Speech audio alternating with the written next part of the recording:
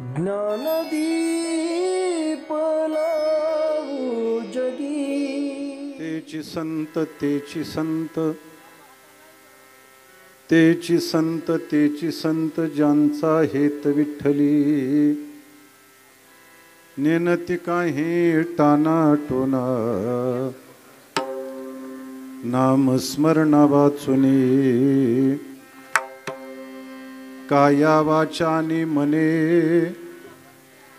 काया वाचानी मने धाले चिंतने डुल्लती नेनती काही टाना टोना नाम स्मरणा वाचुनी निळा म्हणे विरक्त देही आठवची नाही विषयाचा नेनती काही टाना टोना नाम स्मरणा वाचुनी विठ्ठला विठ्ठला विठ्ठला विठ्ठला विठ्ठला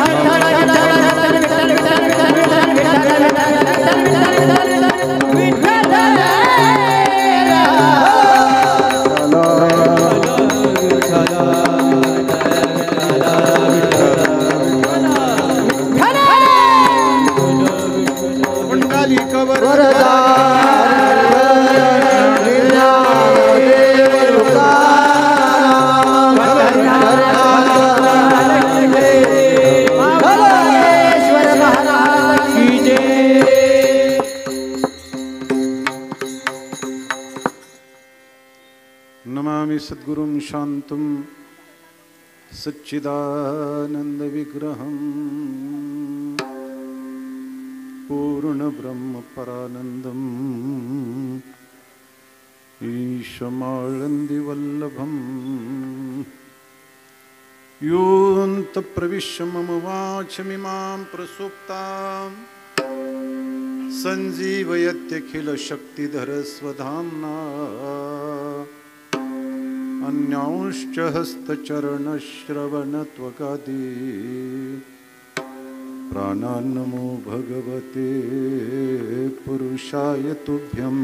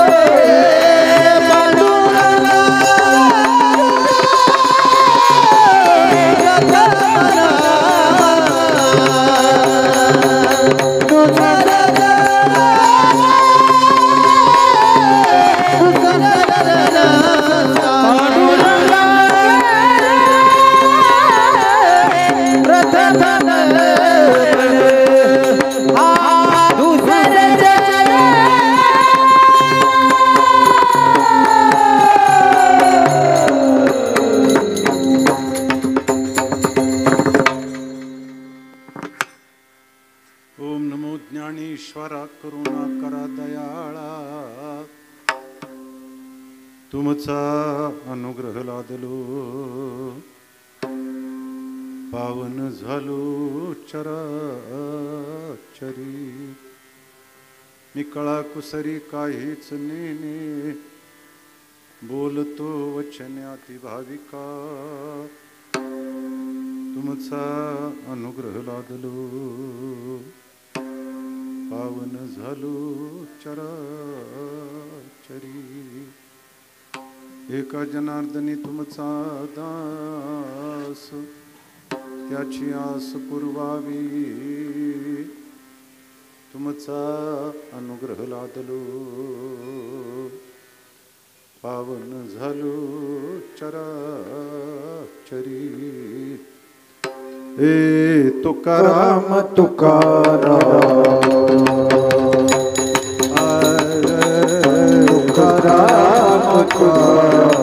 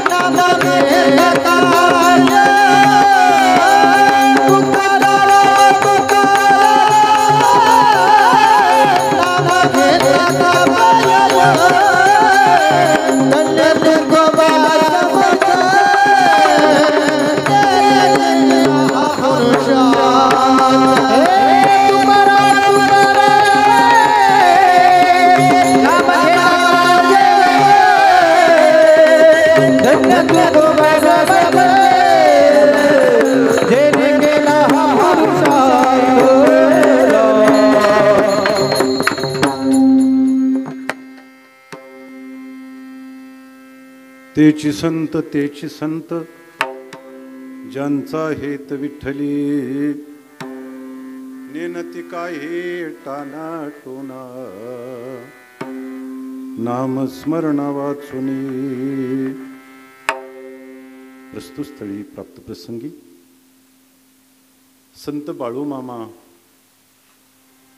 यांच्या प्रांगणात, यांच्या मंदिरात मला वाटतं ही मासिक वारी, आणि या मासिक वारीच्या निमित्तानं ही असलेली सेवा सर्व भाविकाच्या वतीनं आमचे हरिभक्तीपरायण गायनाचार्य, संगीत विशारद, महाराष्ट्रात ज्यांचं नाव आहे संजयजी महाराज हजारे, आपल्या सर्वांच्या वतीनं ही सेवा माझ्याकडे दिलेली आहे. आपल्यासमोर सेवेसाठी निवडलेला अभंग जगदवंदनीय जगमान्य महाराष्ट्रभूषण देहू निवासी श्रीमंत श्री तुकाराम महाराज यांचे पट्ट शिष्य असलेले निळोबाराय, आणि त्या निळोबारायाचा चार चरणाचा संतांचं लक्षण सांगणारा हा महाराजांचा अभंग आहे. विठाला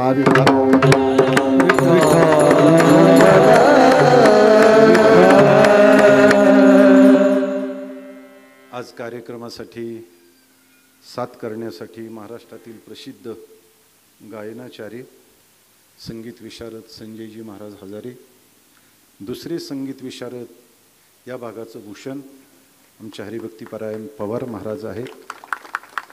शेजारची सर्व महाराज मंडळी, सगळ्याविषयी मला आदर आहे, पण सगळ्यांची नावं मला माहिती नाहीत. त्याचप्रमाणे मृदंगाची साथ करणारे महाराष्ट्रातील प्रसिद्ध मृदंगाचार्य आमचे ऋषिकेशजी महाराज फटांगडे, सगळी एकदा त्यांच्यासाठी टाळ्या वाजवा. तसेच आज पीटीवर बसलेले आहेत. पीटीची साथ करणारी माणसं कीर्तनात मिळतच नाही. आपण एक वाजवलं की ते दुसरे वाजवतात, पण अशी सुंदर साथ करतात. निमकीर्तन तर तुमच्यावरच आपलं राहील. ही सगळी असणारी मंडळी या मंदिराचे संस्थांचे अध्यक्ष आहेत. सर्व असणारी मंडळी आपलं जीवन या संस्थानासाठी वाहून घेणारी मंडळी आहेत. सगळ्याची नावं मला माहिती नाहीत, पण सगळ्याविषयी मला आदर आहे. तसेच माझ्याबरोबर आले चैतन्य साऊंड सिस्टीमचे मालक आमचे गायकवाड आहेत. तसेच टेंभरून येऊन माझ्याबरोबर आलेले आमचे विशालजी आहेत. आमचा मृदंगाचार्य कृष्णा महाराज आहे. आणि आपण सर्व आदरणीय मंडळी आपल्या सर्वांच्या चरणी नतमस्तक होतो आणि मी माझ्या सेवेला सुरुवात करतो. विठाला विठाला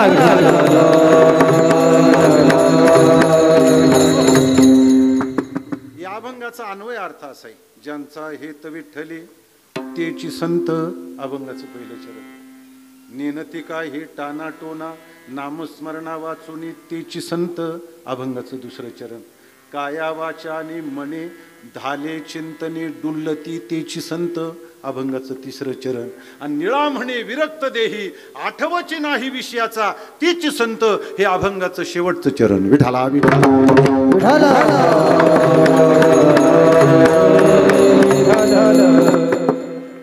कळालं का? जे वारकरी संप्रदायाशी संलग्न आहेत, वारकरी संप्रदायाची ज्यांना सेवा घडलेली आहे त्यांना कळलं असेल, पण नसेल कळालं तर आणखी एकदा सांगतो. महाराज म्हणतात ज्यांचा हेतू फक्त आणि फक्त विठ्ठलाच्या ठिकाणी आहे असे जे कुणी असतील त्यांना संत म्हणावं. अभंगाचं पहिलं चरण. दुसऱ्या चरणात महाराज म्हणतात जे जादू टोना गंडादोरी काहीच करत नाहीत, अखंड भगवंताचं ते खनकत आहे म्हणून मी मागं बोलतोय. कमी करा बास वगैरे कमी करा. ते काय होतं, ती खनकते त्याच्याजवळ खनकणू कर, साधं करा. त्याच्याजवळ बोलतो. हा, मला जे लागतं ह्यांना माहिती. कुठं राहिलं आपलं हे आपल्याला तरी काय माहिती. आपण तर अशी ध्यानबाज माणसं. ज्यांचा हेत विठ्ठली तेची संत. अभंगाचंच पहिलं चरण. पुढे महाराज म्हणतात जे जादू टोना गंडादोरी काहीच करत नाहीत, अखंड भगवंताचं चिंतन करतात त्यांना संत म्हणावं. अभंगाचं दुसरं चरण. जे काया वाचा मनानं तृप्त झालेले असतात आणि भगवत चिंतनामध्ये डुलत असतात त्यांना संत म्हणावं. अभंगाचं तिसरं चरण. आणि निळोबाराय सांगतात जे देहावर विरक्त असतात आणि देहाविषयी उदास असतात त्यांना संत म्हणावं. हे अभंगाचं शेवटचं चरण. विठाला विठाला विठाला. आता तरी कळलं का नाही? नसल कळलं तर जा तिकडेच. हा झाला अभंगाचा सरळ सरळ अर्थ. अभंगाच्या चारही चरणाचा सरळ सरळ अर्थ मी तुम्हाला सगळा सांगितला आहे. आता तुम्हाला झोपायला काहीच हरकत नाही, खुशाल झोपा. तुम्ही झोपणार नाहीत कारण अजून ती व्हायचंय, पण तरी काही महाभाग झोपणार महाराज. कीर्तन कोणत्या वेळेला करा, माणूस झोपत नाही असं कीर्तनच होत नाही. एक जण म्हटला महाद्वाश्रवणी कीर्तन आहे, आपण कीर्तनाला जाऊ. तर दुसरा म्हटला तिथं जाऊन काय करतो, आपल्याला झोप आवरत नाही ना. यानं सांगितलं झोप तर मला आवरत नाही. म्हटलं मग तिथं जाऊन काय करायचं, एक काम करू म्हटलं आपण दोघंही कीर्तनाला जाऊ. कीर्तनकार महाराजांच्या समोर बसू. म्हटला तुला झोप आली तर मी उठवत जाईल, मला आली तर तू उठवत जा. असं पक्क ठरलं. दोघंही आले, कीर्तनकार महाराजांच्या समोर येऊन बसले. कीर्तन रंगात आलं आणि गेले ना दोघंही झोपी. आता कुणी उठवायचं आणि कुणाला उठवायचं प्रश्नच आहे ना बुवा. तसे तुम्ही सगळे जरी झोपलात तरी मी आहे ना तुम्हाला उठवायला. विठाला विठाला विठाला.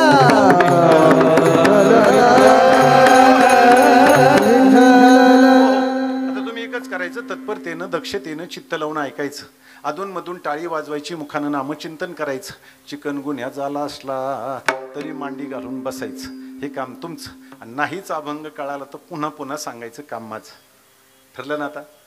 झोपलेले ठरलं ना आता? मग आता जसे तुम्ही प्रफुल्लित आहात, प्रसन्न आहात, टवटवीत आहात, तुमचं वर्णनच करायचं झालं तर नुकत्याच उमललेल्या कमळाच्या फुलासारखी आहात. शेवटपर्यंत असंच राहायचं बा. नाही तर मध्येच का तुमचे सूर्यफुलं झाले तुम्ही का माना टाकले रे टाकले, मग कीर्तन होणं अवघड आहे. विठाला विठाला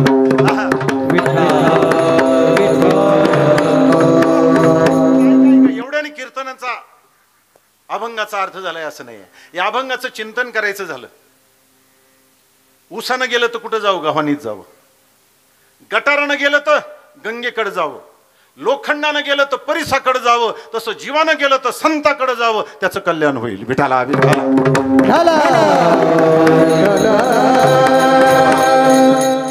ऊसाने कुठे गेलं पाहिजे, गव्हाणीत गेलं पाहिजे. ऊस जर गव्हाणीत गेला त्याची नक्की साखर होते. पण काही काही ऊस असे आहेत महाराज, टायलीत टाकले, वायर रोपाने आवळले तरी मध्येच उड्या टाकीत येत, मध्येच माळा तोडीत येत. मी या ऊसाचं नाही सांगत, त्या ऊसाचं सांगते.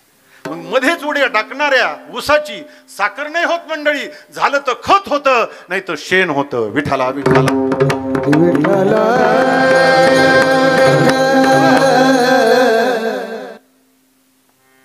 आपल्या जीवनाचं खत होऊ नये, ऐका, आपल्या जीवनाचं खत होऊ नये असं वाटत असेल तर ऊसानी गव्हाणीतच गेलं पाहिजे. सगळ्या जगाचं तोंड करण्याचं सौभाग्य त्याला प्राप्त होईल. ऐका, गटारानं गेलं तर कुठे गेलं पाहिजे, गंगेकडे गेलं पाहिजे. ओहोळे हेची करावे जे गंगेचे अंग ठाकावे, गंगेपर्यंत जाण्याचे कष्ट त्या गटारानं घ्यावेत. ऐका ऐका, एकदा गटार गंगेला गेलं रे गेलं, त्याला समुद्राला घेऊन जाण्याची जबाबदारी कोणाची आहे, गंगेची आहे. कारण गंगा अलीकडे कुठं थांबत नाही आणि समुद्राच्या पुढे कुठं जात नाही. तिच्यावर मोठमोठी प्रकल्प बांधल्या जातात, धरणं बांधल्या जातात, तरी तुला समुद्राला जाण्यासाठी रस्ता ठेवावा लागतो. आपल्या भाषेत त्याला काय म्हणतो, सांडवा. बरोबर आहे. एखाद्या हुशार इंजिनियरनं ठरवलं तिला रस्ताच ठेवायचा नाही, तर मग ती कुठून केवढा रस्ता काढेल याचा नियम नाही. तशी या जीवनरूपी गंगेवर तुम्ही सत्तेची धरणं बांधा, संपत्तीची बांधा, तारुण्याची बांधा, सौंदर्याची बांधा, पण ही जीवनरूपी गंगा परमात्मरूपी सागराला मिळाल्याशिवाय शांत होत नाही महाराज. विठाला विठाला विठाला.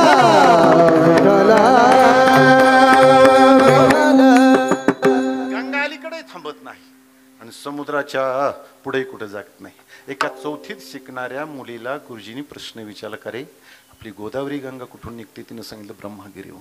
पुढे कुठे जाते? त्र्यंबकला. पुढे नाशिकला. पुढे पैठणला. पुढे नांदेडला. गुरुजी विचारत होते आणि मुलगी उत्तर देत होती. शेवटी तिनं सांगितलं राजमहेंद्रेजवळ ती समुद्राला मिळते. प्रश्न संपला. गुरुजीनं थांबायला पाहिजे, पण गुरुजींच्या लक्षातच आलं नाही. गुरुजींनी तरी विचारलं पुढे. मुलगी म्हटली, गुरुजी गंगा नाही जात पुढे, तुम्हाला जाऊन यायचं असलं तर या. गंगा एकदा समुद्राला मिळाल्यानंतर पुढे नाही संभवत.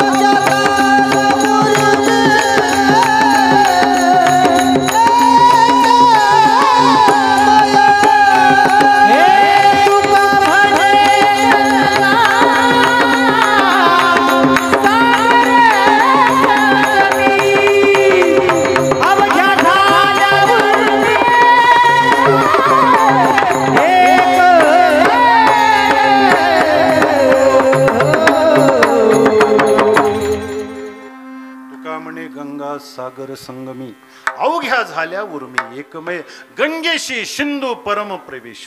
शेवटचा प्रवास आहे तिचा. गटारानं कुठे गेलं पाहिजे? गंगेकडे गेलं पाहिजे. तो त्याचा समुद्र होईल, त्याचं तीर्थ होईल. आणि गटारानं जर ठरवलं मी जागा सोडायचो नाही, मला इथून हलायचंच नाही, तर तुझा समुद्र होणार नाही वेड्या, तुझं तीर्थ होणार नाही, तुझी दुर्गंधी सुटेल. आपल्या जीवनाची दुर्गती होऊ नये असं वाटत असेल तर गटारानं गंगेकडे गेलं पाहिजे. मी त्या या गटाराचं नाही सांगत, त्या गटाराचं सांग. ऐका, लोखंडानं कुठे गेलं पाहिजे? परिसाकडे गेलं पाहिजे. कसं गेलं पाहिजे? माऊली म्हणतात कसंही गेलं तरी चालेल. वरी फोडा वयाची लागी लोहो मिळो का परिसाचे अंगे, परिते मिळते प्रसंगे सोन्याची होईल. कसही लोखंड परिसाकडे गेलं तर काय होत त्याचं? सोनं होतं. लोखंडाने ठरवलं आपल्या जातीचं परिवर्तन घडतं, आपली जात अस्तित्वात राहत नाही. कशामुळे? याला कारण काय? परीस आहे, परीस. मग काय केलं पाहिजे? परीस नष्ट केला पाहिजे. असं कोणी ठरवलं? मी नाही ठरवलं, हे लोखंडानं ठरवलं. एक लोखंड घन बनलं, झोपलेले एक लोखंड घन बनलं, गेलं परिसाला फोडायला, घातला परिसावर घाव. काय झालं असेल? त्यांनी सांगितलं तू मला फोडायला आलास तरी मी तुझं सोनं केल्या वाचून राहणार नाही. ऐका, कसंही लोखंड सोन्या परिसाकडे गेलं तर त्याचं सोनं होतं, तसा जीव कसाही संताकडे गेला तर त्याचं कल्याण होतं. महाराज विठाला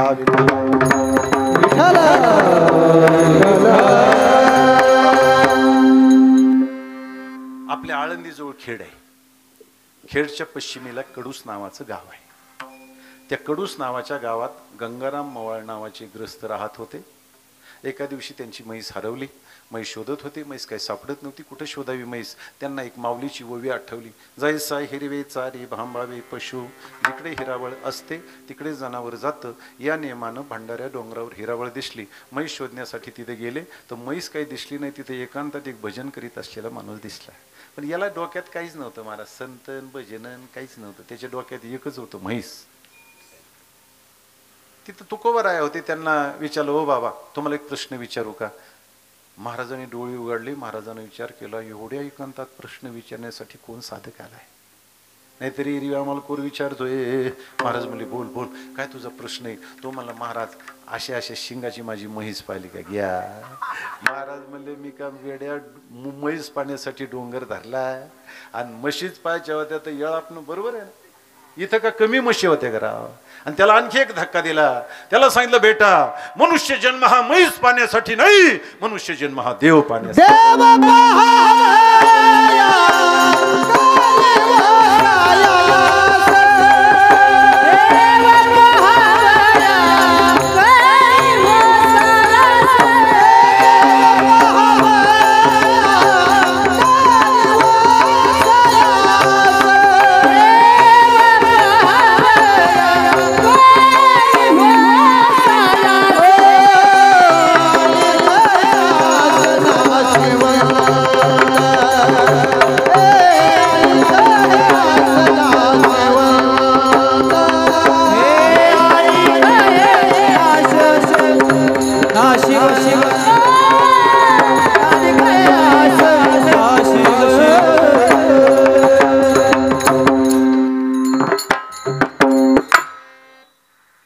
देव पहावया.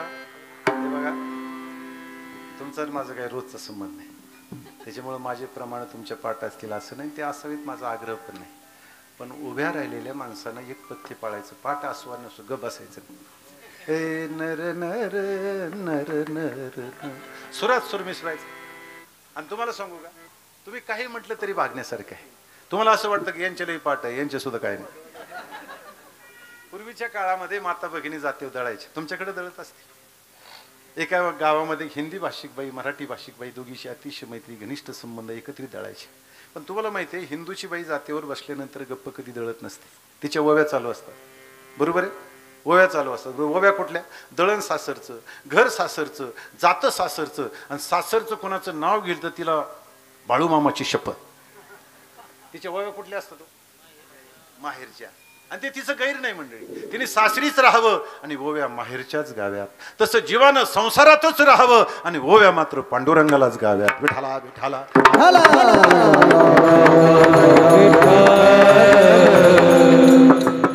पण ती ओव्या गायला लागल्यानंतर तिच्या मैत्रिणीला असं वाटायचं आपणही हे आपल्या बंधूला माहेरला काही ओव्या गाव्यात. पण तिचं दुर्दैव, महाराज तिला ओव्याच येत नव्हत्या, गाणंच येत नव्हतं.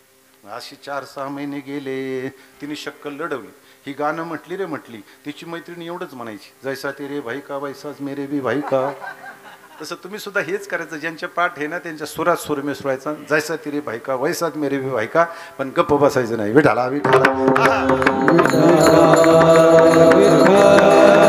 विषय चालू होता. देव पहावया करी रे सायास, न करी रे आस नाशिवंत.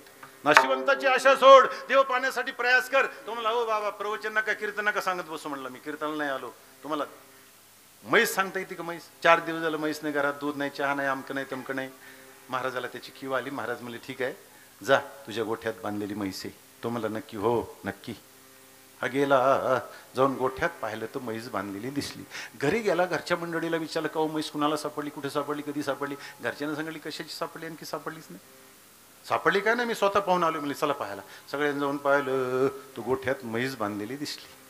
आणि मग त्याला तुकोबारायची आठवण झाली. कोण एकांतात बसलेला तो पुरुष, किती आत्मविश्वासानं त्यानं सांगितलं तुझी म्हैस गोठ्यात बांधलेली आहे. आणि म्हैस गोठ्यात निघाली. पण त्यांनी आणखी एक धक्का दिला होता. मनुष्य जन्म नुसती म्हैस पाण्यासाठी नाही, मनुष्य जन्म देव पाण्यासाठी आहे. ज्याच्या म्हणण्याने म्हैस सापडली त्याच्याच म्हणण्यानं देव सापडायला काय हरकत आहे. पुन्हा भंडाऱ्या डोंगरावर गेला. श्री संताजी माथा चरणावरी साष्टांग हे करी दंडवत दंडवत केला आणि सांगितलं महाराज तुम्ही सांगितल्याप्रमाणे म्हैस सापडली हो, पण तुम्ही म्हटले मनुष्य जन्म नुसता म्हैस पाण्यासाठी नाही, देव पाण्यासाठी सापडेल मला देव. महाराज म्हणले का नाही सापडणार? प्रत्येकाला परमात्म्यानं जी स्थिती दिली देव पाण्यासाठी दिली. देवे दिला देह, ए दिले इंद्रिय हात पाय,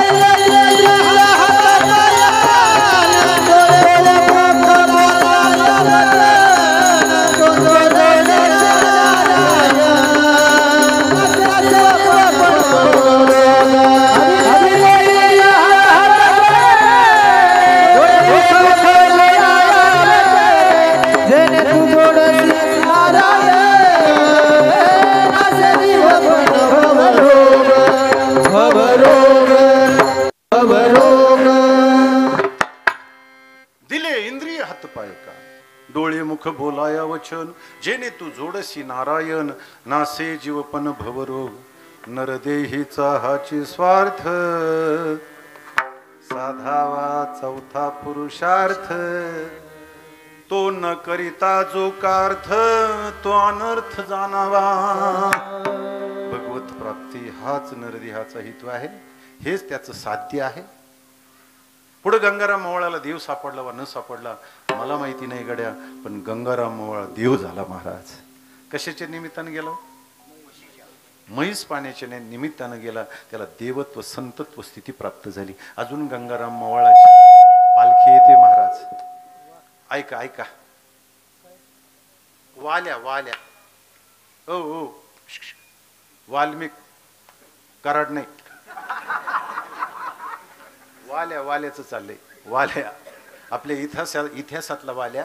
मला तुम्हाला सांगा, वाल्या नारदाकडे गेला कशाला गेला? बुक्का लावून हार घालायला, लुटायला गेला, मारायला गेला, निघालो काय? त्याने आपला गळ्यातला विना काढला, मला धर कर भजन. ते मला ते नाही रोकड रोकड. नारदानं सांगितलं वाले हे सगळ्यात रोकड आहे रे. शरीर आटे, संपत्ती आटे, हरिनाम नाटे ते बरवे, बाकीचं सगळं संपत. मला सांगा शरीर राहतं का? आता किती साल चालू आहे? 2025 आहे की नाही? कल्पना करा 2125 साली समजा मी इथं संत बाळू मामाच्या मंदिरात कीर्तनाला आलो. किती वर्षांनी? 2125 वर्ष म्हणजे किती वर्षांनी? 100 वर्षांनी समजा मी इथं आलो. मी येणार नाही फक्त हमन. मी तरी कशाला यायला गेलोय? एक साहेब शाळेत गेले, गुरुजी गणित शिकवत होते. साहेब म्हणले गुरुजी गणिताचा स्तात चालू आहे तर गणिताविषयी विचारतो. गुरुजी म्हणले विचार. मग त्या साहेबाने एका मुलाला उठवलं आणि त्याला म्हणले समजा तू जो 1000 रुपये आहेत. ते पोरग म्हणलं साहेब माझं कशाचे 1000? ते म्हणले अरे हत म्हण. ते मला नाहीतच ना. पण मग दुसरं एक चाबरं होतं, बोलकं होतं, धीट होतं, ते उठलं. ते मला बरं साहेब आहेत म्हणला माझं 1000 रुपये. ते म्हणले शबास शबास. पुन्हा त्याच्यात 500 टाकले, किती होतील रे? तो म्हणला 2000. अरे ते म्हणले गदाडे 2 कसे होतील? ते मला मनानं हे तुमच्या तरी काय बापात जात आहे. विठाला विठाला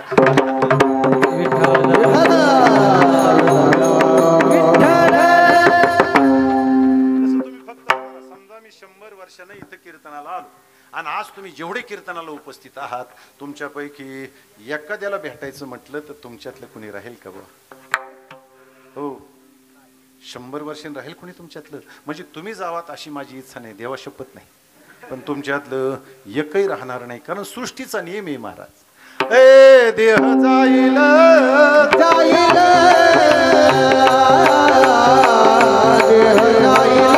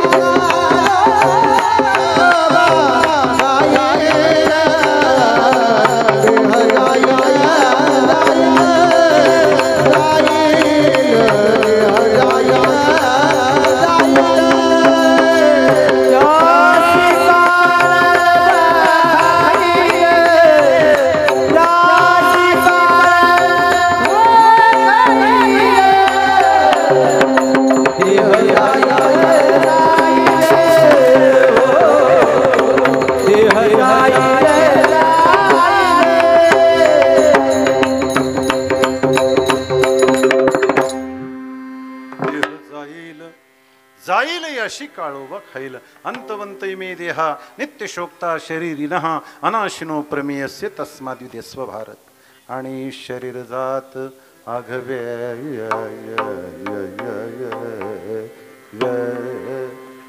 हे नाशिवंत स्वभावे म्हणून त्वा झुंजावे पंडुकुमारा.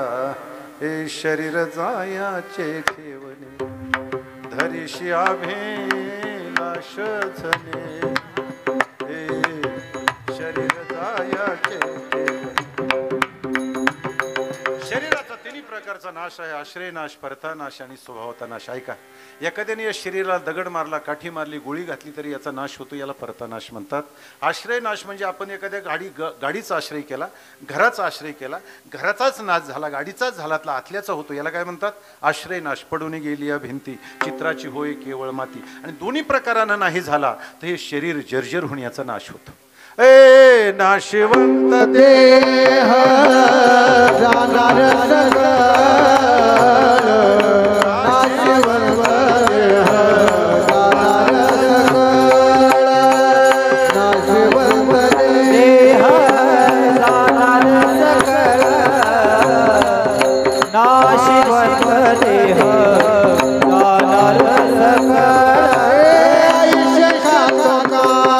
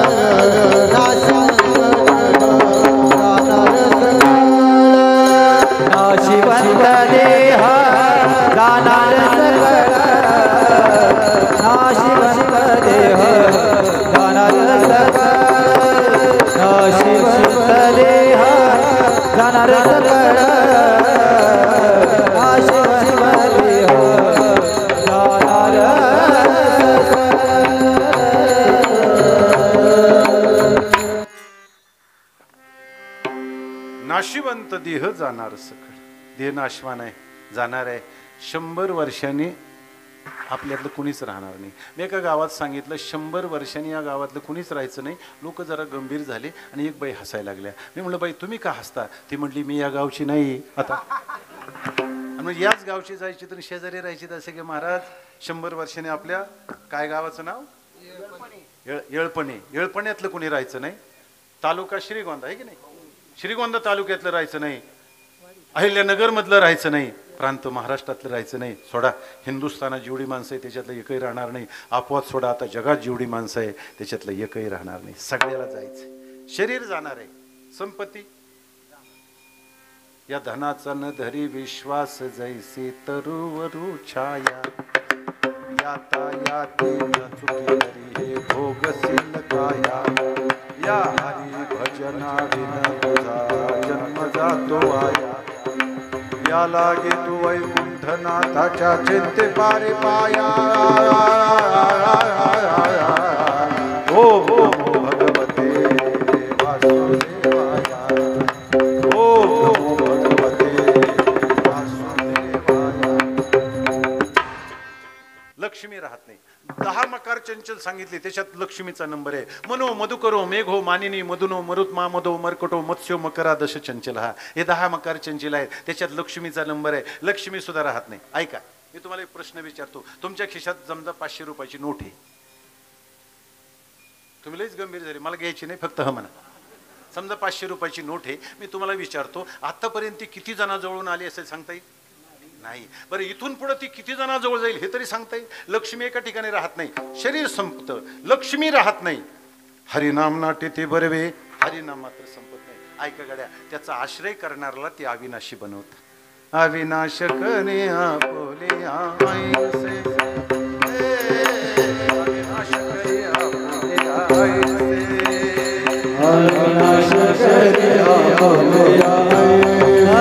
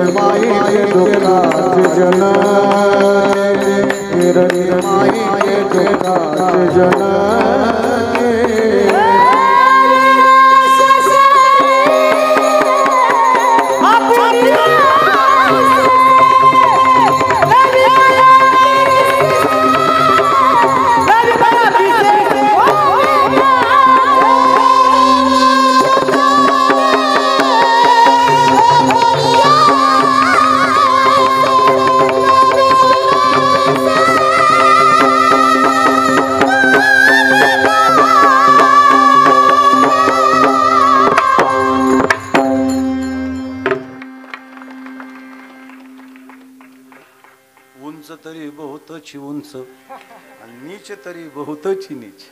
आता आमचा स्वर फार कमी, यांचं पाहिलं तर फारच उंच, तरी मिळून मेळ जुमलाय. हे विशेष आहे की नाही? एकामेकाचा वेळ नाही तरी तिघ एक जण आले. विठाला विठाला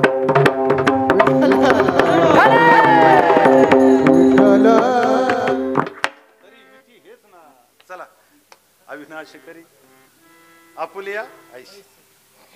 त्या परमात्म्याचं नाम आपल्याला अविनाशी बनवतं. पण आपली एक जबाबदारी. लावी मना पिशे गोविंदाची. पिस पिस गोविंद गोविंद मना लागली या छंद. मग गोविंद ते काया भेद नाही देवा तया.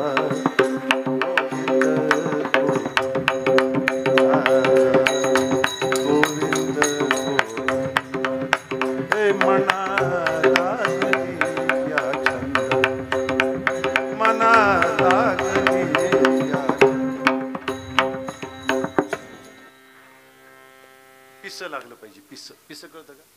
जुन्या काळची महाराज मंडळी सांगायची जुना दृष्टांत आहे. लग्न झाल्यानंतर नवरा बायको म्हणतात 5-5 वर्षे 10-10 वर्षे बोलत नव्हते. आता आपल्याला काही मिळच नाही त्याच्यातला, त्या भानगडीत आपण नाहीतच. पण आता ते जुन्या माणसालाच माहीत, बोलत नव्हते. पूर्वी काय असे मोटरा नव्हते, इंधन नव्हते, मोठा हाकायचे. तुम्हाला कळत असेल, बऱ्याच माणसाला त्याचा अनुभव असेल. मोठ हाकायची जुने माणसं आहेत ना, आमच्याकडं मोठ हाकायची. ऐका ऐका ऐका, तुम्ही माझ्याकडे लक्ष द्या. असं आहे महाराज, जिकडं लक्ष द्यायची गरज नाही तिकडं पटकन लक्ष जातं. जिकडं लक्ष देणं आवश्यक आहे तिकडं लक्ष जाणारच नाही. कीर्तनं असतील तर जाहिराती छापावी लागतात, तारीख टाकावी लागते, वार टाकावा लागतो, वेळ टाकावी लागते, अनाऊन्सिंग करावं लागतं. तरीही माणसं कीर्तनाला येणार नाहीत. आणि एखाद्या गल्लीत भांडण सुरू झालं तर तुम्हाला का पत्रिका आलेल्या असतात का, अमक्या तारखी अमक्या वारी इतक्या वाजून इतक्या मिनिटांनी आमचं भांडण होणार आहे, तुम्ही अवश्य येणे आपला ग्रामपंचायत सदस्य. असं काही पत्र असतं का? काही नसतं बघा. पण माणूस जेवता जेवता त्यांनी भांडण ऐकलं ना, जेवतं ताट बाजूला लुटतं आणि तिथं पळत जातं. तिथं जाऊन काय मिळतं? हा त्याला 10 शिव्या देतो, तो याला 10 देतो, आणि दोघाच्या 20 मिळून हा घरी घेऊन येतो. त्या शिव्या तशाच अंतकरणात राहतात. त्या अंतकरणाला सडवतात, कुजवतात, आणि अशा कुजलेल्या अंतकरणाची समाजामध्ये दुर्गंधी सुटते. गड्या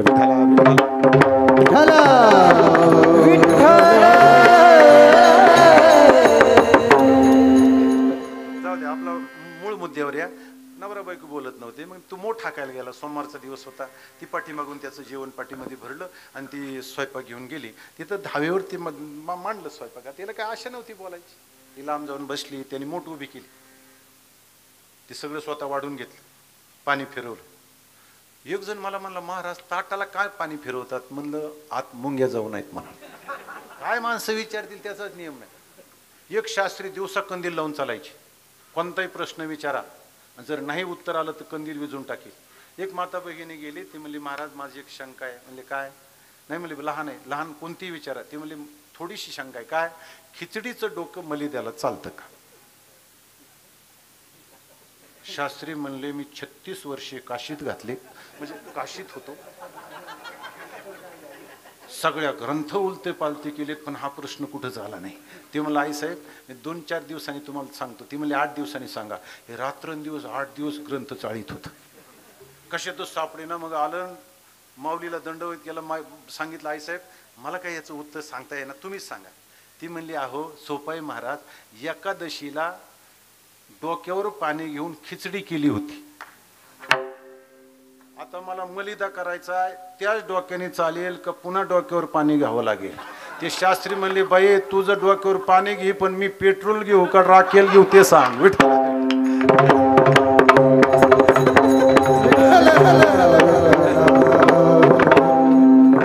काय शंका विचारली त्याचा नियम. पाणी फिरवलं, बसला जेवायला. अर्ध जेवण होत आले, फिरस्त घोडं आलं.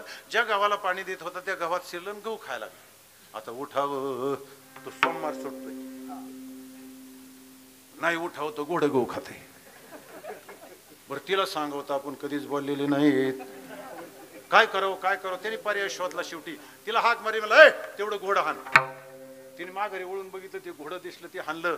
पण तिला एवढा आनंद झाला महाराज, एवढा आनंद झाला. ती एकच म्हणायची, कधी नाही बोलले घोडं हाण म्हणले, कधी नाही बोलले घोडं हाण म्हणले.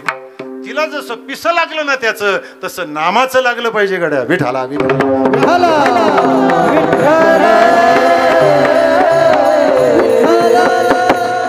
सांगितलं वाल्या लूट लूट, याच्यासारखं दुसरं धन नाही. ते म्हणलं, बाबा ते नका सांगू, काय ते लवकर काढा रस्त्याला लागा. नारदानं सांगितले, मी रस्त्याला लागणारच आहे, पण तुला रस्त्याला लावूनच. मला त्याची कथा नाही सांगायची गड्या जास्त. वाल्या नारदाकडे गेला. कशाला गेला? लुटायला गेला, मारायला गेला, तरी वाल्याचा वाल्मिक झाला. या संतांच्या संगतीची ताकद हे पावर आहे. विठाला विठाला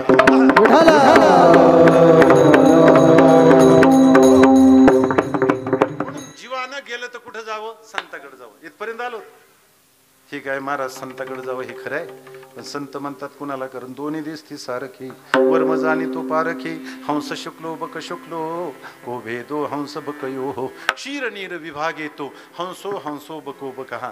राजहंस आणि बगळा दिसायला सारखे असतात महाराज, पण असायला सारखे नसतात. मग नुरीत अंतर ओळखावं कसं? दोन्हीच्या समोर 1 लिटर पाणी आणि 1 लिटर दूध एकत्रित करून ठेवा. बरोबर लिटरभर दूध पिऊन घेईल आणि पाणी खाली ठेवील, समजावा हा राजहंस आहे. ज्याच्या पुढे हे दोन्ही एकत्रित करून ठेवले असता, जे पाणी पितय, दूध पितय, काही पितय, समजावा हा बगळा आहे. विठाला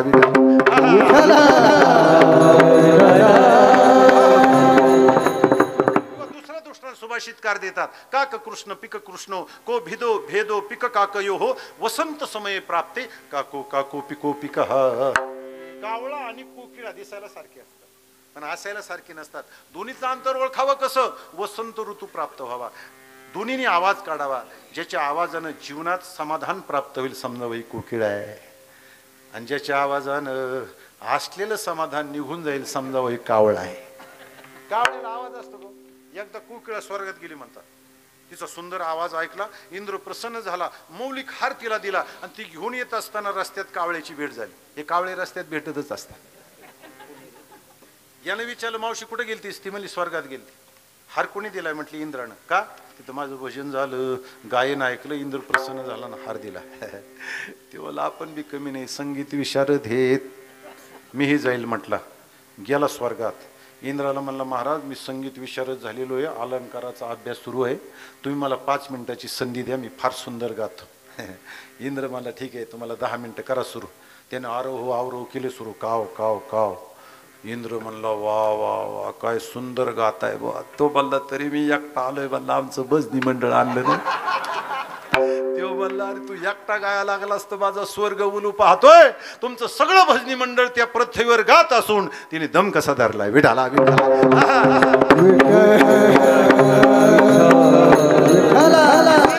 सारखे असले तरी असायला नसतात. संतन होती जगा मानसाच्या सारीचे, संत नवती जगा मानसाच्या सारीचे, हे संत नवती जगा मानसाच्या सारीचे, संत नवती जगा मानसाच्या सारीचे. समुद्र नदी हे पाषाण म्हणून येत्या, हे संत नवती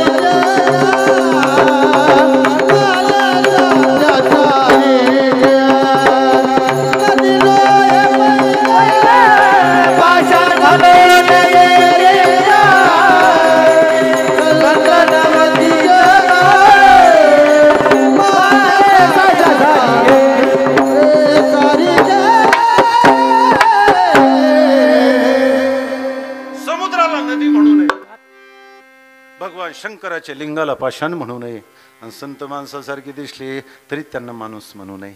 काय मानावं त्यांना? कसं ओळखावं संतांना? कोण असतात संत? काय त्याचं लक्षण आहे? अभंगाच्या प्रथम चरणात सांगतात.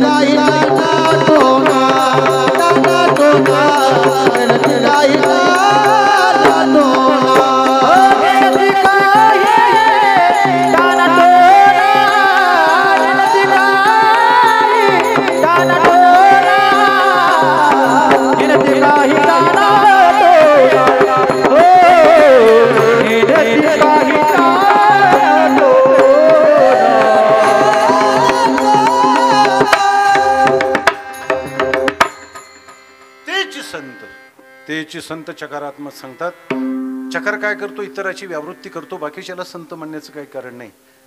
संत बाळूमामासारखे असे महान जे महात्मे आहेत तेच संत आहेत. आणि त्याचं लक्षण सांगितलं, ज्यांचा हेत विठ्ठली. मला सांगा, प्रत्येकाचा हेतू एक असतो का? इथं जे आलेत ना, सगळ्याचा हेतू एक आहे का? एकाला विचारलं का आले, ते म्हणले संजय महाराज आणि पवार महाराज जे सुंदर गातात ना, आपल्याला गाणं लय आवडतं, त्याच्यासाठी आलो. दुसऱ्याला विचार तुम्ही का आलात, ते म्हणले फटांगडी मावली आहे ना, असा पाकवाज वाजवतात ना, आपल्या ती वाजवणं ऐका वाटतं, त्यासाठी आलो. तिसऱ्याला विचारलं तुम्ही का आलात, ते म्हणले नंतर जेवायला असतं. चौथ्याला विचारलं तुम्ही का आला, तो ते म्हणले चपला जुन्या झालत्या, माणसं बरेच जमले होते, मला वाटलं घ्या हात बदलू. प्रत्येकाचा हेतू एक आहे, प्रत्येकाचा हेतू वेगळा आहे. संताचा हेतू ज्यांचा हेत विठ्ठली, फक्त देव आणि देव त्यांचा हेतू आहे, दुसरा हेतू नाही. ऐका, देवाची चाडी अळवावी देवा, ओस देह भावा पाडोनिया. ऐका, एकदा नारदाला गर्व झाला. ऐका, नारदाला गर्व झाला, माझ्यासारखा हबप पपुगू. थोडक्यात तुम्हाला सांगितलं, हरिभक्ती पारायण परमपूज्य गुरुवरी माझ्यासारखं कुणीच नसेल. कुणाला वेळ आहे, कुणी कांद्यात गुतला, कुणी कपाशीत गुतला, कुणी उसात गुतला, कुणी सप्त्यात गुतला, कुणाला वेळ आहे भजन करायला. अखंड माझ्यासारखं भजन करणारा कोण हे? आणि महाराज असा आहे, तिळवरी जरी होय अभिमान, मेरू तो समान भार देवा. देवाला अहंकार चालत नाही, कारण तो आपला भक्त आहे, त्याचा नाश करणारा आहे, तो घालवला पाहिजे. पण देवाने ठरवलं नारदाचा अहंकार घालवायचा. नारद आपल्याकडे येत आहे, देवाने जाणलं, न सांगता तुम्हा कळो इथे अंत. आणि मग सगळ्या सेवकाला रक्षपाळ द्वारपाळाला सांगितलं, कुणी आलं असतं मी आजारी एवढं सांगा. आणि मग नारदजी गेले द्वारकेत, विचारलं भगवान कुठे आहेत, ते म्हणले ते आजारी आहेत. कुठे आहेत? अमक्या नंबरच्या रूममध्ये. नारदजी गेले, तोंडावरचं पांघरून काढलं आणि विचारलं देवा काय भानगड आहे. ते म्हणले नारदजी माझं पोट फार दुखतंय हो. ऐका, माझं पोट फार दुखतंय. औषध उपचार फार औषध केली, श्रीगोंद्याला गेलो, नगरला गेलो, पुण्यापर्यंत मुंबईपर्यंत गेलो, मग काय विलाज उतार काहीच नाही विलाज. आता एकच विलाज आहे, काय? माझ्या भक्ताच्या पायाची माती आणून मला पाजली तर माझं पोट राहणार आहे. त्याच्यात काय अवघड आहे? सप्ते चालू आहेत, जातो आणि घेऊन येतो माती. नारदजी गेले, पण जे भक्त दिसत होते एखादा त्याच्यात माती द्यायचा प्रश्न नव्हता, आणि बाकीच्याची माती नेऊन उपयोग नव्हता. सगळे महाराष्ट्रभर फिरले, परत गेले. देवाने विचारलं झालं काम? ते म्हणले नाही झालं. कुठं कुठं गेलतात? सगळी ठिकाणं सांगितले. ते म्हणले तुम्ही गोकुळात गेलतात का? नारदजी म्हणले देवाला तर काही कळत नाही व. अरे तिथं कोणी रामायणाचे अरे का भागवताचे अरे का तिथं कोणी पुराण सांगणारे शिवपुराणवाले का कोण आहे तिथं? येड्या गोपी का?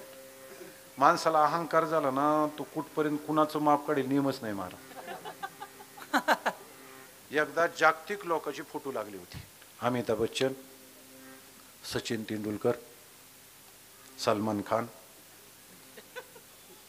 ऐश्वर्या राय, माधुरी दीक्षित, आणि त्याच्या शेजारी एका महाराजाचाही माझ्यासारखे फोटो होता. आणि ते महाराज स्वतःच गेले बघायला, आणि ते बघितल्यावर ते म्हणले आपण बी काही कमी नाहीत राव, जागतिक लोकांच्या लेवलमध्ये गेलो. मग त्याला कुतूहल वाटलं, त्याने विचारलं अमिताभ बच्चनचा फोटो केवढ्याला आहे? म्हणजे 2000. सचिन तेंडुलकर 2500, माधुरी दीक्षित 3000, आणि तिच्या शेजारी महाराजाचा ते म्हणले तिच्याबरोबर फुकट.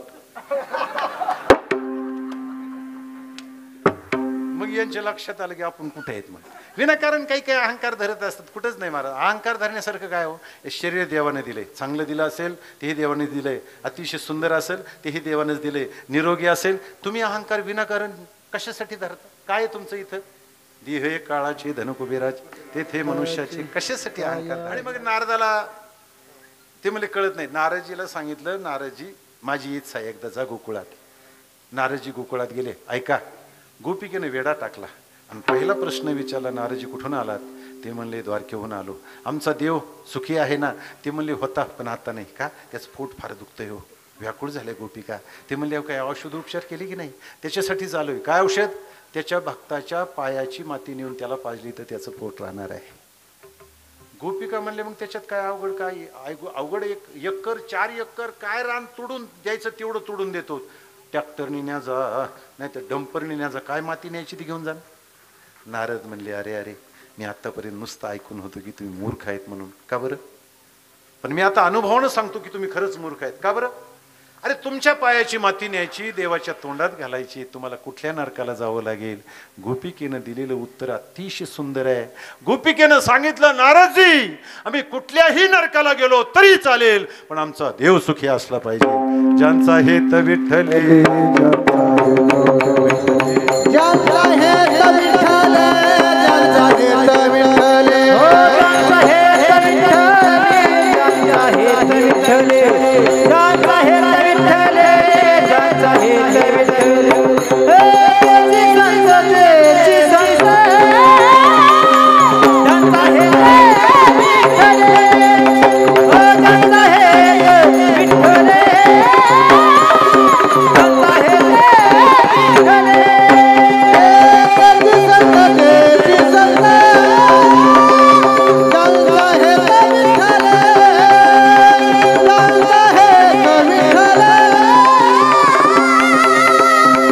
ज्यांचा हेत विठ्ठले, तेची संत. कोण संत? ज्यांचा हेत विठ्ठले. मग विठ्ठलावर ज्यांचा हेतू आहे, विठ्ठलच ज्यांचं साध्य आहे, विठ्ठलच ज्यांचं प्राप्तव्य आहे, दुसरा हेतू मनामध्ये नाही, असे जे कुणी असतील संत बाळूमामासारखे, ते संत आहेत. म्हणून तेची संत, तेची संत, ज्यांचा हेत विठ्ठले. महाराज, हे सुसंवेद्य असणारं लक्षण आहे. कुणाचा हेतू काय कळेल का? नाही कळणार नाही. इथं बसलेले सगळ्याचा हेतू एक नाही. कोण कोणत्या हेतून आलेला आहे काय कळेल? आम्हाला कळेल एखादं असं लक्षण सांगा. ती लक्षण महाराज अभंगाच्या दुसऱ्या चरणात सांगा. हो नेती काही ठाणा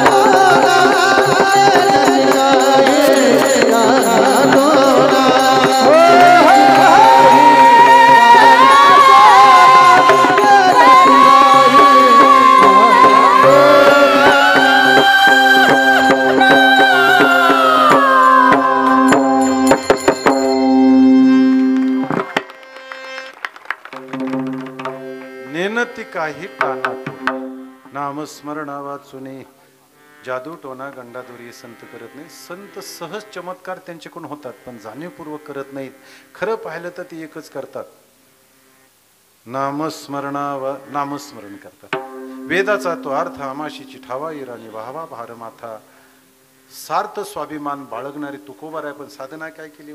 रोज असणारे भामचंद्र डोंगरावर, भंडाऱ्या डोंगरावर, घोराड्या डोंगरावर जायचं आणि एकच साधना केली. दिन रजनी हाचे दांदा गोविंदाचे पवाडे, गोविंदाचे पवाडे, गोविंदाचे पवाडे. आणि सदा नाम घोष करू हरी कथा, सदा नाम घोष करू हरी कथा, सदा नाम घोष करू हरी कथा, सदा नाम घोष करू हरी हे सदा नाम घोष करू हरी कथा, सदा नाम घोष करू हरी कथा, सदा नाम घोष करू हरी कथा, सदा नाम घोष करू हरी कथा. तेने सदा चित्त समाधान, तेने सदा चित्त समाधान, तेने सदा चित्त समाधान, तेने सदा चित्त समाधान. सर्व सुख झालो सर्व अलंकार, सर्व सुख झालो सर्व अलंकार, सर्व सुख झालो सर्व अलंकार. तेने सदा चित्त समाधान, तेने सदा चित्त समाधान, तेने सदा चित्त समाधान, तेने सदा चित्त सर्व सुख झालो सर्व सुख झालो सर्व सुख झालो सर्व.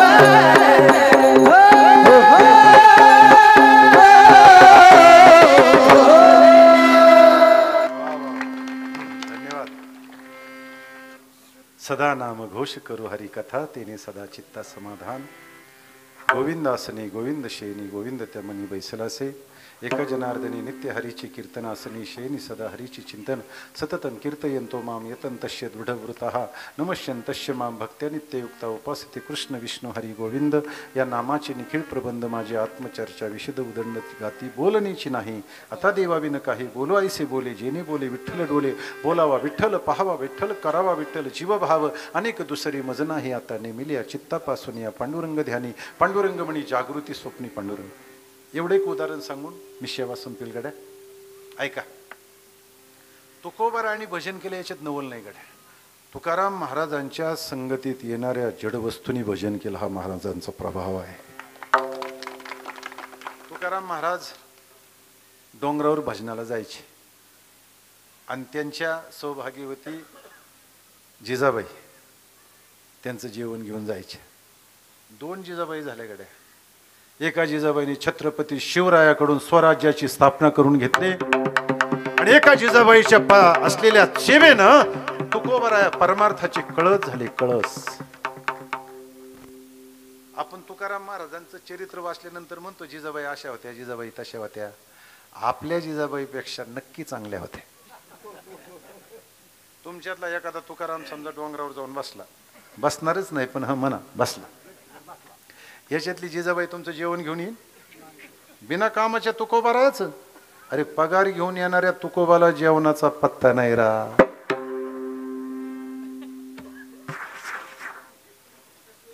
पण तो त्या जिजाबाईचा पातिव्रत्य धर्म होता. महाराज एखादी साधना असते ना जन्मजन्मी करावी लागते तेव्हा त्याला फळ येतं. नाही तर आपल्याला असं वाटतं पिली हळकुंडन झाली पिवळी, असं नाही झालं. एक बाई साळी कांडत असते, तिची मैत्रीण तिच्या जवळ बसलेली असते.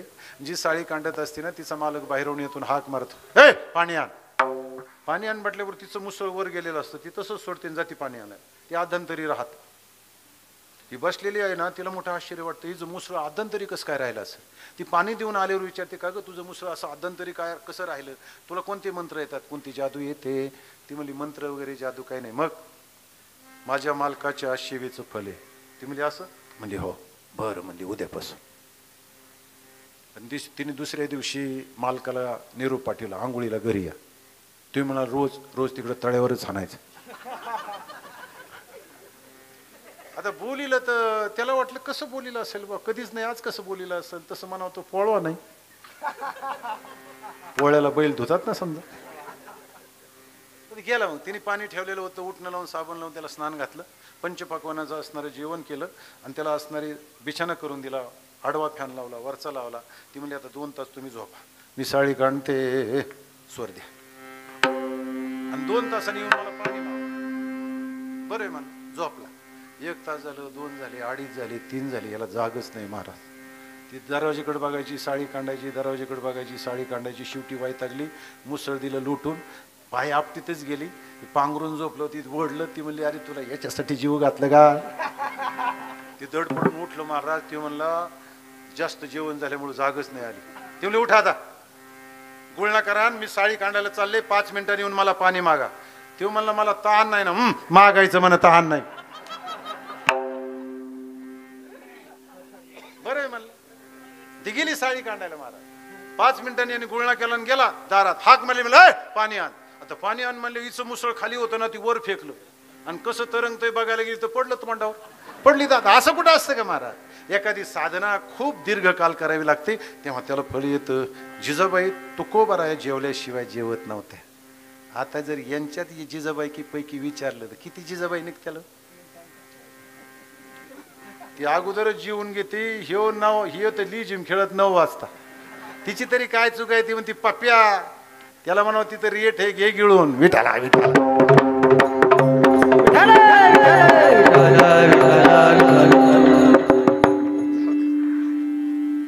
जिजाबाई जेवण घेऊन जायचे. ऐका, जिजाबाई भंडारे डोंगरावर जेवण घेऊन गेले ना, तो तुकाराम महाराज दुसऱ्या डोंगरावर होते. त्यांना शोधता शोधता जिजाबाईच्या पायात काटा मोडला, जीव तळतळला आणि पांडुरंगाला 4-2 शिव्या दिल्या. तुम्हाला सांगू, जिजाबाईच्या शिव्या सुद्धा त्याला गोड लागतात, आपल्या ओव्या सुद्धा तो ऐकत नाही गड्या. गुराक्याचा वेश धारण केला आणि प्रगट झाली. विचारला, आई साहेब काटा मोडला वाटतं? ती म्हणली हा ना रे बाबा. याने सांगितलं मी काढू काटा? ती बारकच छोटंसं रुपडं दिसलं. ती म्हणली तू काढ, तुला काटा काढ देतो. ती म्हणला बरेच काढलीत म्या, पण काटा काढण्याची माहिती त्याला असते गड्या ज्यांनी लहान वयात गुरु वळलेत त्याला. ज्याला काटा मोडलाय ना, त्याचा पाय आपल्या हातात घ्यायचा, नाही तो गुडघ्यावर घ्यायचा आणि माझ्याकडे बघा. पहिला प्रयोग, एकदा चोळून नाही काटा दिसला, पुन्हा जिभेला लावायचा आणि पुन्हा पायाला तोडायचा. पांडुरंगाचा हेतू हा होता. माझ्या जिजाबाईने माझ्या तुकोबाची एवढी मोठी सेवा केली की तिच्या पायाची धूळ माझ्या मुखात गेली पाहिजे. विठाला विठाला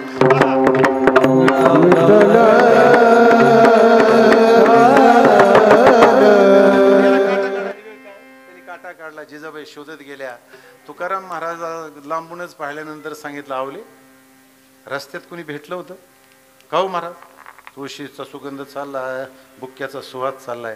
ती म्हणली भेटला होता नाही गुराकी. तुकोबारायाने सांगितलं, आवले तू गुराकी नव्हता ग, माझा पांडुरंग भेटला तुला. मी एवढं भजन केलं, मला अजून नाही भेटला, माझ्या अगोदर तुलाच भेटला. जिजाबाईने सांगितलं भेटू द्या, त्याने तर माझ्या संसाराची वाताहत केली, ती अजून भेटतोय. मला ते नाही म्हणायचं, तुम्ही भजनाला या आणि मी नाही म्हणून तुम्ही ऐकणार नाहीत, पण एक काम करत जा, सांगून येत जा ना, म्हणजे तुम्हालाही वेळ लागायचा नाही जेवायला, मलाही फिरावं लागायचं नाही. तुकोबाराया सांगतात, आवले सांगितलं असतं की पण मीच कुठं चाललोय मलाच कळत नाही. ऐका, एकदा तुकाराम महाराज भजन करत बसली, भाव समाधी लागली, पक्षी घरट्यात पोहोचले, गाई गोठ्यात पोहोचल्या, अंधाराचे साम्राज्य पसरत चाललं आणि एकाएकी तुकाराम महाराजाला जाग आली. तुकाराम महाराज भोवताली पाहिलं तर अंधार पडलेला. तुकाराम महाराज घाई गडबडीने उठले, आपलं आसन गुंडाळून देहू गावाकडे निघाले. हो, देहू गावाकडे निघाले तर इकडून 2-4 चोर विरुद्ध दिशेने चाललेले होते. त्यांनी पाहिलं, मग एक जण म्हणला, अरे तुकाराम महाराज दिसतात. ते त्यांना ओळखत होते. म्हणले हो तुकाराम महाराजच येईल. एक जण मला फारच उशीर केला, त्यांना काय काम आहे म्हणले, बसले असते भजन करीत. आपल्याहून का लोकांची टिंगली करायची का काय निंदा करायची का लोकांची, असं का त्यांना काय काम आहे? बरं जाऊ दे म्हणले. एक काम केलं तर आज तुकाराम महाराजाचा उपयोग करून घेतला तर नाही जमायचं. माणसं कुणाचा केव्हा उपयोग करतील नियम नाही बरं. जमेल म्हणले. मग जवळ आले म्हणले, जय हरी महाराज. म्हणले जय हरी, चला आमच्या बरोबर. चला तर चला. काही नाही, महाराजाला नेलं, एका माडीवर चढवलं. ऐका, आणि महाराजाला सांगितलं, महाराज हलक्या हलक्या वस्तू खाली टाका आता हलक्या म्हणले पिठाची चाळणी, चहा गाळायची चाळणी, ते म्हणले ते नाही जरा जड जड जड म्हणल्यावर पाटा वरवंटा उखळ मुसळ धडाधड खाली फेकायला सुरुवात केली. तेवढ्यात ते बघितले एक चोर म्हणला अरे अरे अरे या माणसाच्या नादी लागून पहाट झाली राव. पहाट शब्द ऐकल्याबरोबर तुकाराम महाराजांना खटकन जाग आली. अरे पहाट म्हणजे माझ्या काकड्याची वेळ. उठा जागे वारे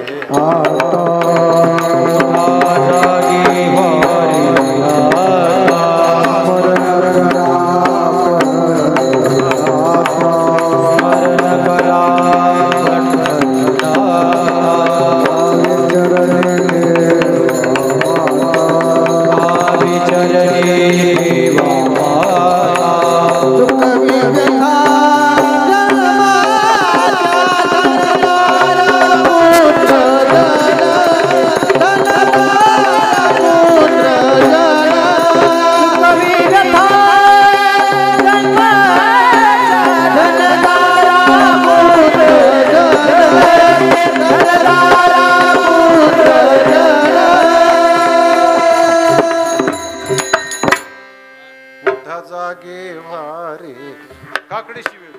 आमचे महाराज आमचे गुरुवारी महाराज होते हयात असेपर्यंत या गादीहून सांगतो एकदाही काकडा चुकले नसतील. जीवन असेपर्यंत एकदाही काकडा एवढा नियम. पहिले प्रहर सब कुछ जागे, दुसरे प्रहर भोगी, तिसरे प्रहर तस्कर जागे, चौथे प्रहर जोगी. पहिल्या प्रहरात सगळे जागे असतात 6 ते 9, 9 ते 12 सायराटवाले. आमच्या इथलं पोरग सायराट बघून आलो महाराज आणि दुसऱ्या दिवशी पळूच गेलो, विहिरीत उडी टाकली. त्याला वाटलं आरची असेल, तिथं फरशी होती, पडलं असं मेलं. विठाला विठाला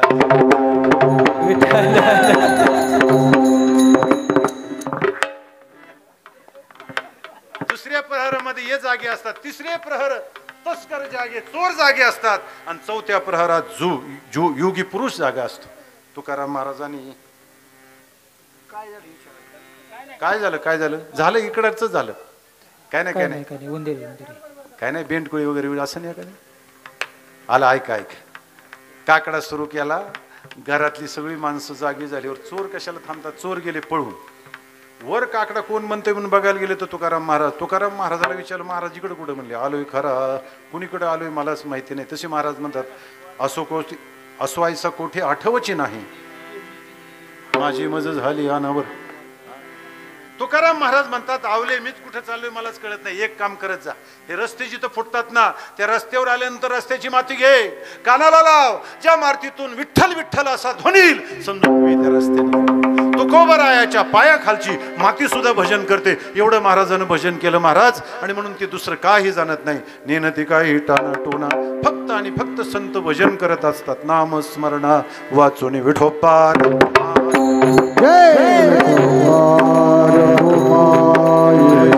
हरि हरि हरि विठोबा रघुमाई विठोबा रघुमाई हरि विठोबा रघुमाई रघुमाई विठोबा रघुमाई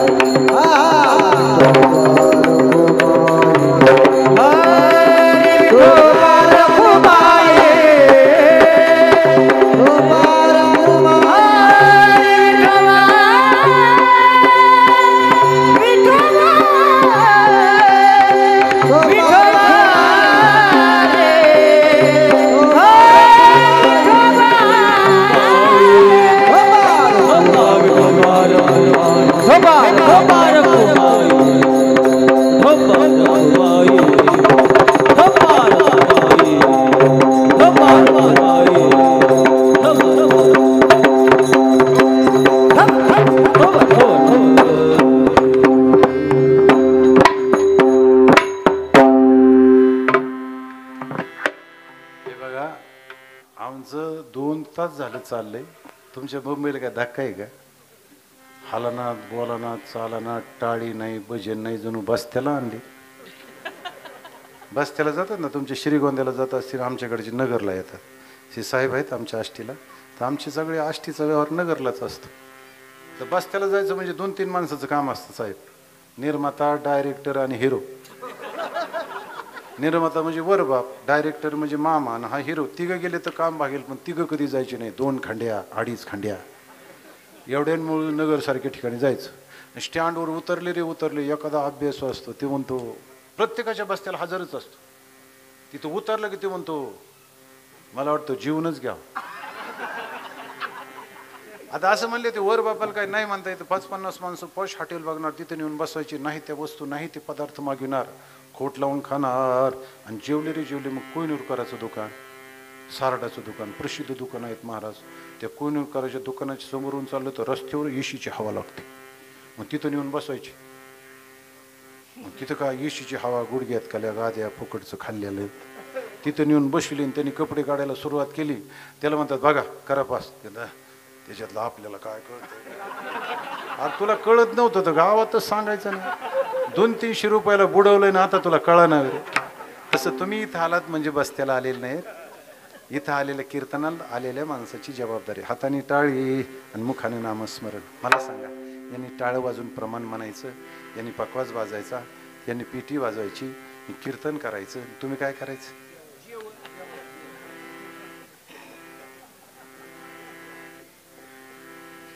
प्रत्येकाची जबाबदारी ना. हाताने टाळी वाजवली पाहिजे, मुखाने नामस्मरण केलं पाहिजे. या चौघांनी 4 कामं केली तर व्यवस्थित. क्षमा मागून बोलतो मी लई खाली नाही जात. पण माता भगिनी जर स्वयंपाकाला बसली ना आताच नाही सांगत हे गॅसचं नाही सांगत पण चुलीवरचा स्वयंपाक करायची ना तिला 4 कामं असायची. कोणते. ती परातीतलं मळायचं, तव्यावर टाकलेली भाकरी उलती पालती करायची, समोर लावलेली भाकरी फिरवायची आणि 4थं काम जाळपोळी सरकवायचं. ही माता भगिनी जे काम व्यवस्थित करू शकते तिच्या भाकरी तिचा स्वयंपाक. नाही तर काटोटीतलं मळायचं तसंच राहिले. तव्यावर टाकलेली भाकरी चिटकून बसली, समोर लावलेल्या भाकरीनं जाळ धरलाय, सरपण खुटण भर पेटत चालले आणि बाई तंबाखूला चुना लावीत बसली. तिचा स्वयंपाक होईल का. आता ती काही गोष्टी सांगाव्या लागतात महाराज. आता तुमच्याकडचं नाही सांगत हे आमच्याकडचं सांगतोय. स्वयंपाक करता करता माता बहिणी तिथंच चुलीत ठोका देतात. कॅन्सर नाही व्हायचं काय.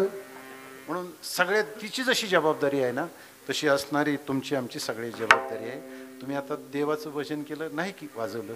मी आता वेळ माझा समाप्त झालेला आहे. तसं पाहिलं तर 6 ते 8 असा वेळ होता पण सुरू व्हायला 6:30 वाजून गेल्या. आणि म्हणून 8-8:30 पर्यंत जेवढं काम दिले ना प्रामाणिकपणे केलं पाहिजे. म्हणून 2 तासाची माझी सेवा झालेली आहे. आणि म्हणून आपल्या बाळूदेव मामाला संत बाळूदेव मामाला आनंद व्हावा असं वाटत असेल, ज्ञानोबा तुकोबरायाला आनंद वाटत असेल तर 1 मिनिट सगळ्यांनी हात वर करायची. वा वा वा वा. तिकडे फिरवा आता. ज्ञानेश्वर ज्ञानराज महाराज ज्ञानेश्वर माऊली ज्ञानराज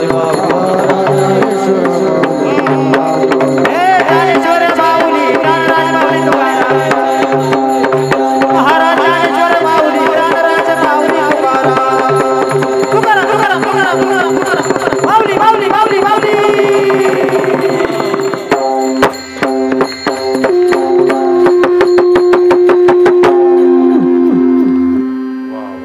घ्या खाली आता. म्हणायची विठ्ठल जय जय